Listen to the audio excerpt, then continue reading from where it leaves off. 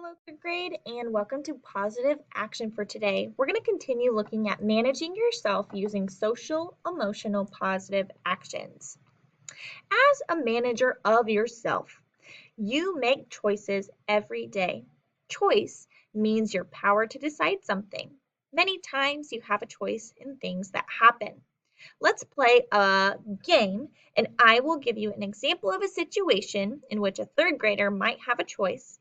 Then you'll pick which one would help you have a positive self-action. Remember, only you have the power to choose.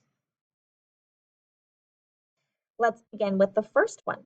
Would you choose to study spelling words or watch TV on your class kick? Circle which one you would choose. Would you choose to like school or to not like school? Circle which one. Would you choose to clean your room or to play with friends?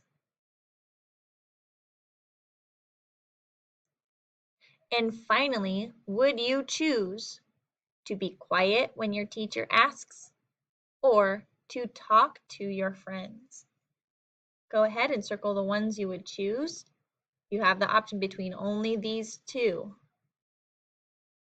If you chose everything in the first row, then you are making positive choices to help yourself stay healthy and happy.